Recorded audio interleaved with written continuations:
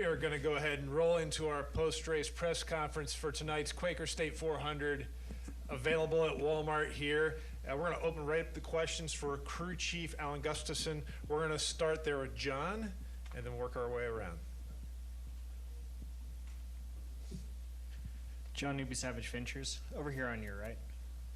So just kind of a basic, how do you even describe what happened out there tonight with just everything that happened at the end of stage one, the start of stage two, and then just the slicing and dicing on the track? Yeah, you could probably do a better job than me. I mean, it's just, yeah, there certainly was chaos there. And at stage one, it took out a lot of cars. I don't think I've ever seen, I can't think of a time that I've ever seen that many cars crash out. And the skid marks were insane over there. But yeah, after that, I think the race kind of calmed down. And yeah, we were in a good spot there with the last restart on the front row and lost some track position. And yeah, at the end, I think just some home cooking. Chase just, did an amazing job working traffic there. And I thought our car was really good with the runs that he would get on the bottom, so we could clear guys pretty well. We carry a lot of speed where some guys seem to get tight and kind of push a little bit up the track where we could wrap the bottom a little better. So yeah, and then certainly got to give certainly a big thanks to Alex and his commitment and helping us push through there and put us in a position to win. Okay, we'll go next to Jacob, then to Scotty, then to Doug.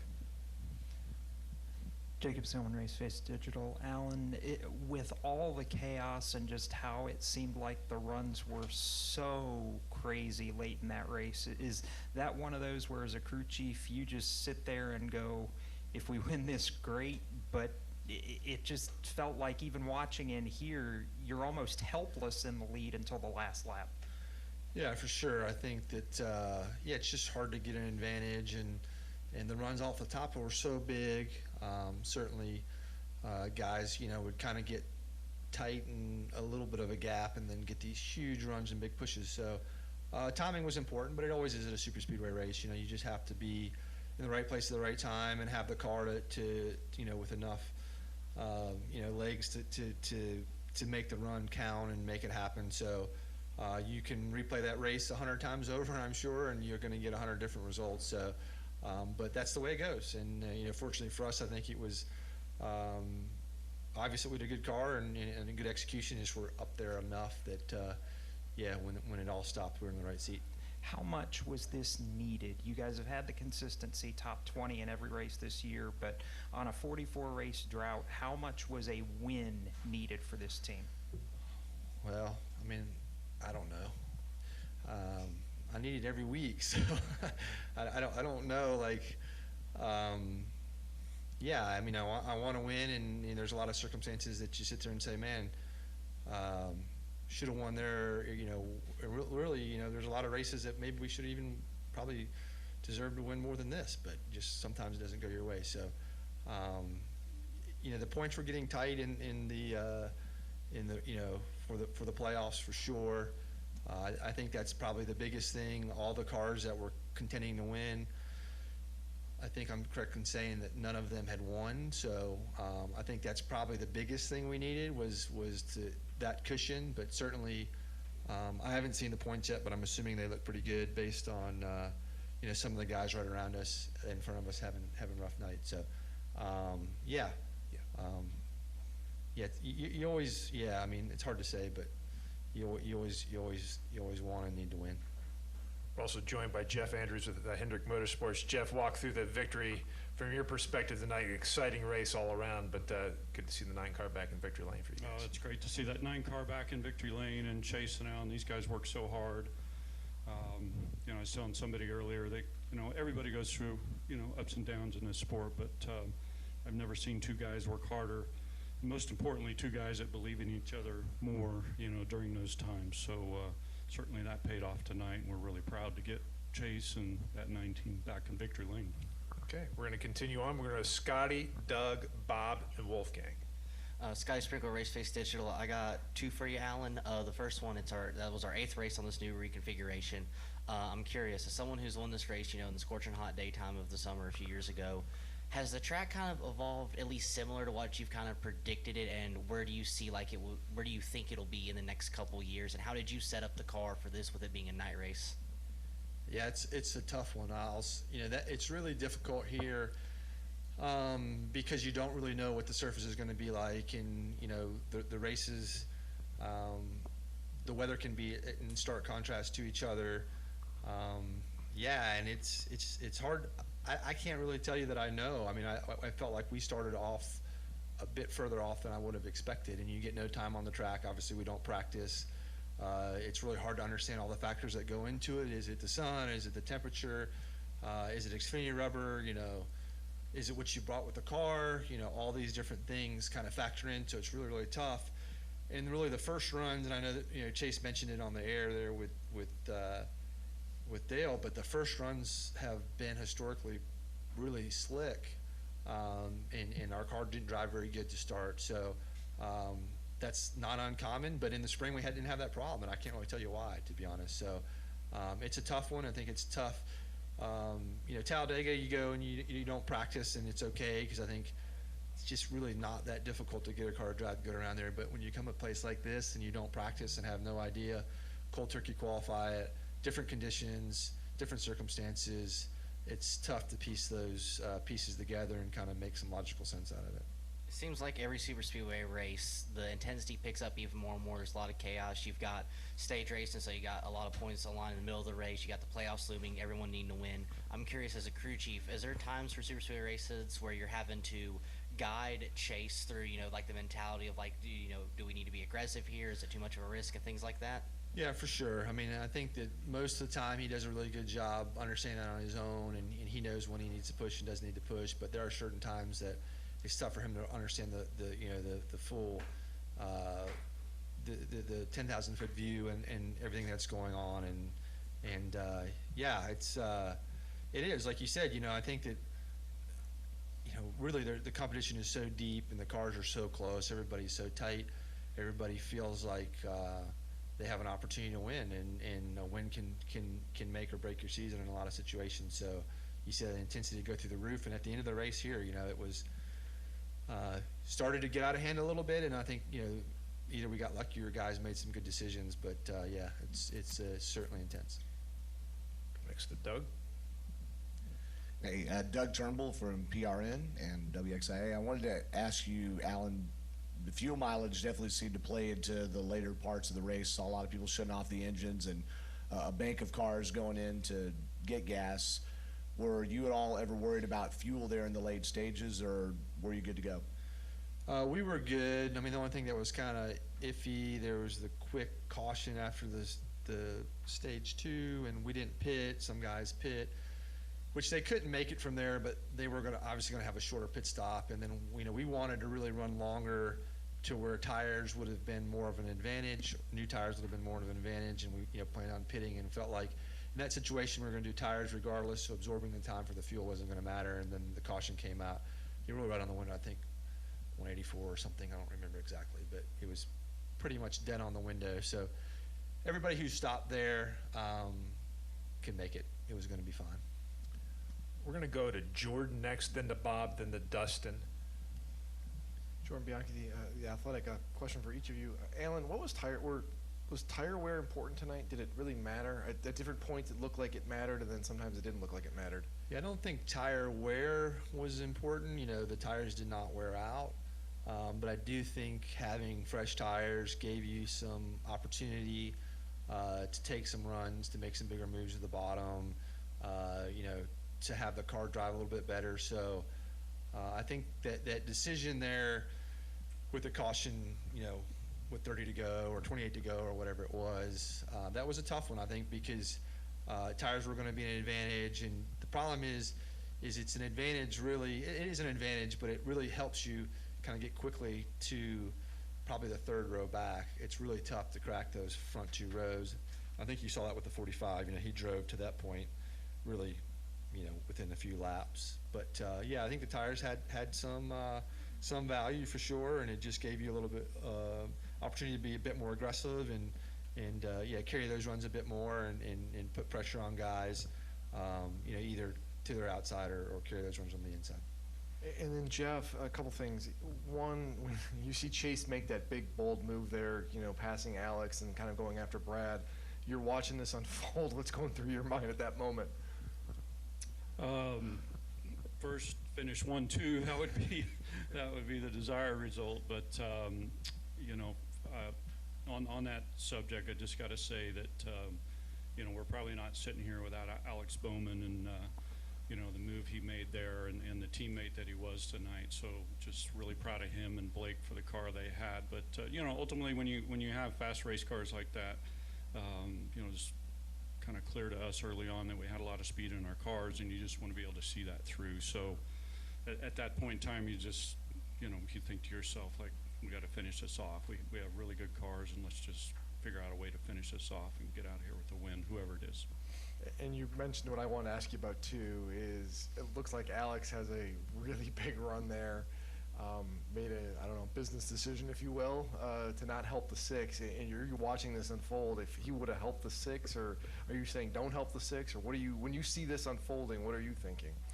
Yeah, I you know, obviously he had a huge run and dove down inside of the 6 there, and made that work. And I think from my perspective, you know, I'm thinking next, you know, is he going to go after Chase, right? Does he have that big of a run to, you know, to get to Chase and go after him? So, which you can't blame him for doing, you know, given the situation that, you know, both of these teams are in and need to win to get in the playoffs. But, you know, tonight, you know, teammates made the team work tonight, and we're super proud of that and just proud of the whole Hendrick Motorsports effort tonight.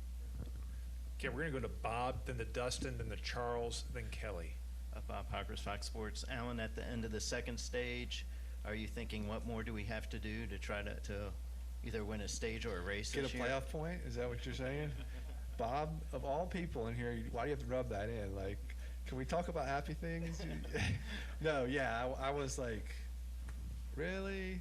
But yeah, I would have loved to got that one too, but it was super, super close. And yeah, maybe it worked out. We gave that one to the 45, and we got the one that mattered. And I mean, I know all wins are big and all wins are huge, but is this one any bigger, or just because of the way it kind of developed and the winless streak and just, you know, To me, yes, it's just big for quite a few reasons for me. I mean, I think not really the winless streak that doesn't factor in.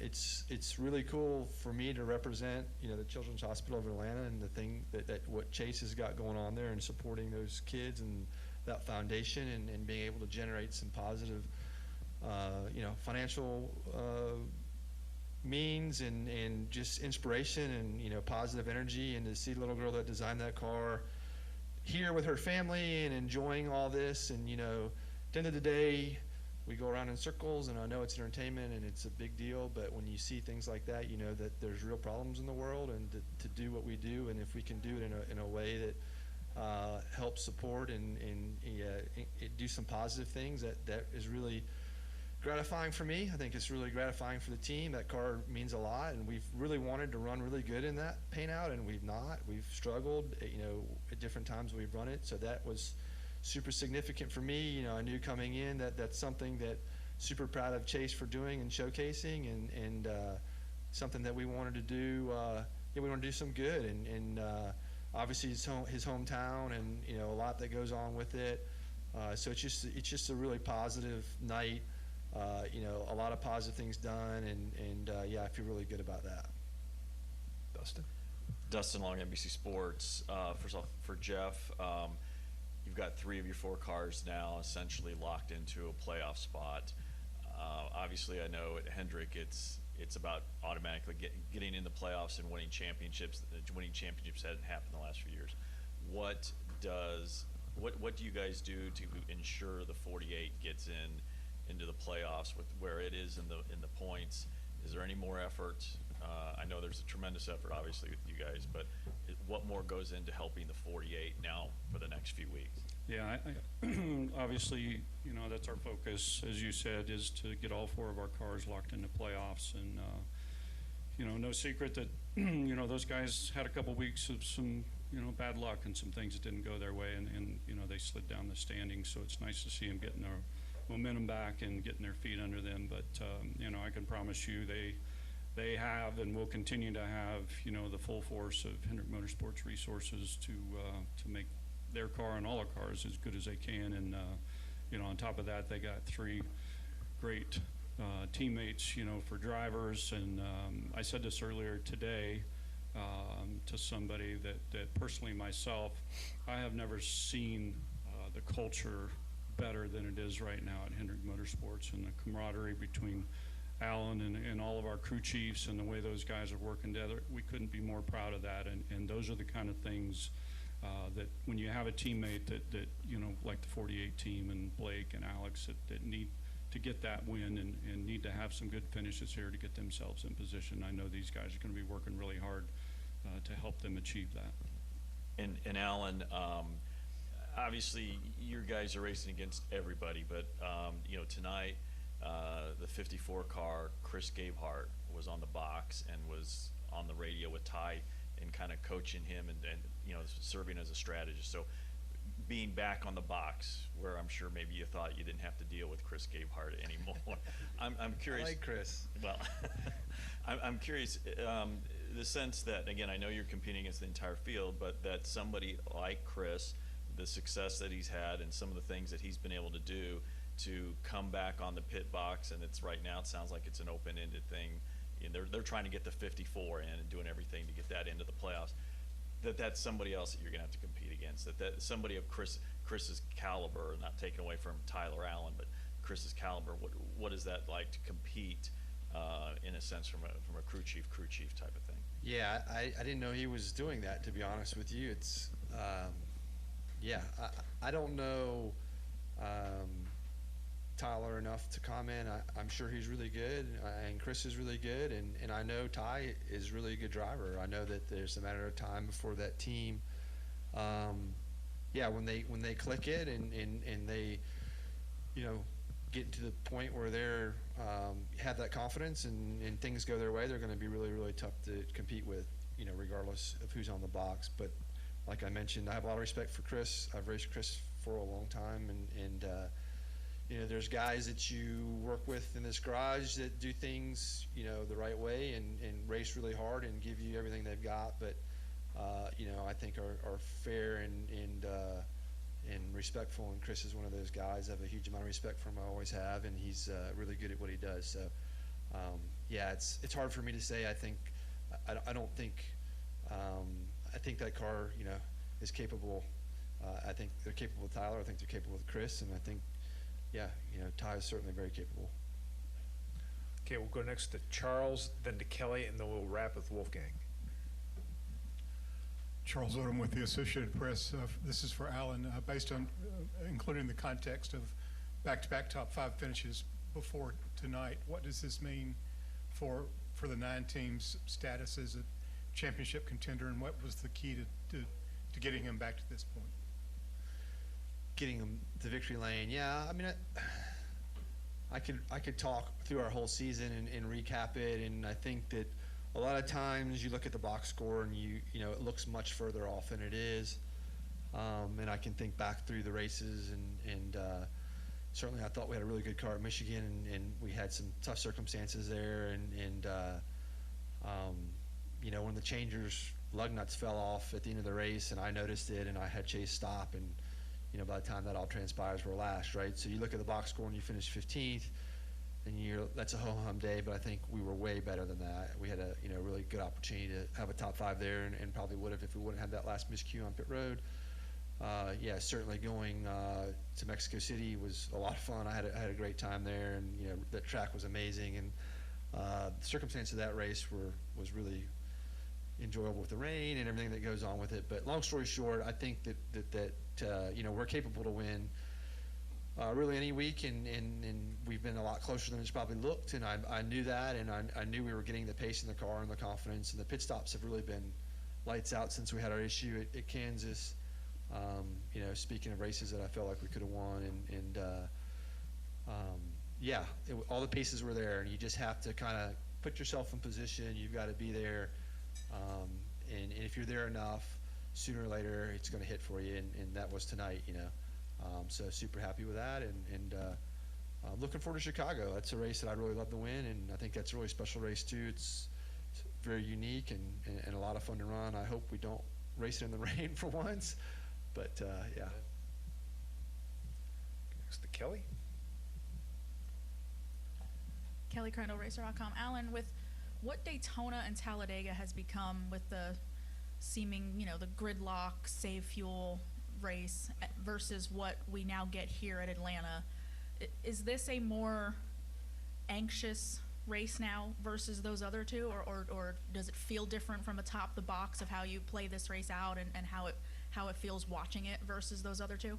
I think for me, yeah, like you're mentioning, that the fine line you walk between track position and using fuel and shortening the pit stop and all that, takes away from the just all out racing and trying to generate a car advantage and a handling advantage or a power advantage or whatever it may be. And when you come here, all that stuff still exists, but having a good car, that handles well, that can take runs, kind of trumps the other a little bit more than Daytona and Talladega, which I enjoy, right? I mean, I think at the end of the day, we all want to, we'll win the race however we have to, and we'll do whatever it takes, if it's a strategy play or if it's whatever. But I know that I enjoy just trying to win on pace, and I think that here it's still more about that than it is the other,